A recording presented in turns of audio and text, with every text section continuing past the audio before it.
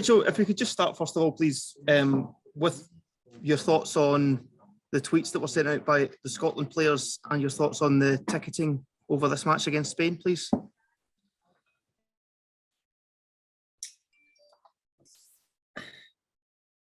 I think firstly,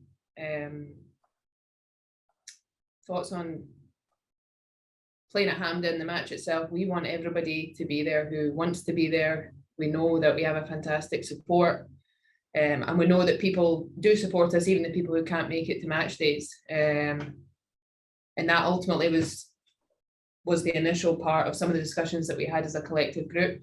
The second part just came from the fact that I think, as you can see, there was some limited availability, and I think off the back of just everything that's happening around the game, whether that's other national teams, there's a number of national teams breaking record after record, selling out stadiums.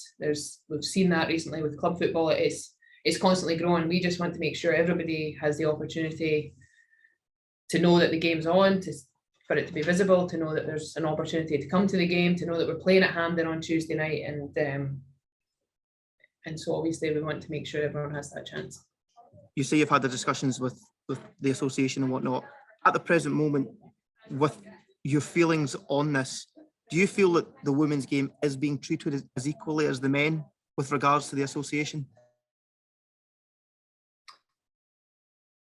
I think equality is always something that is going to need to be pushed at all times, especially for the women's game to have the chance to catch up. And it may never catch up. The men's game has such a huge start, has built a foundation, there's history, and I don't think it's necessarily about catching up either.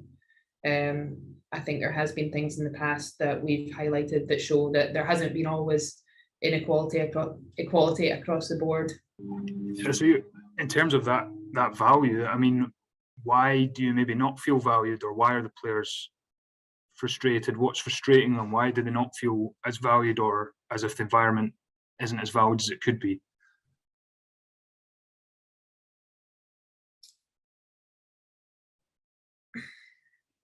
I think a portion of that comes down to the fact we know that there's times when the resources aren't provided to the best level, or that we know what is viewed as a high performing level in comparison to what either club environments are or other national teams are given, other teams in the association are given, aren't equal to what we get.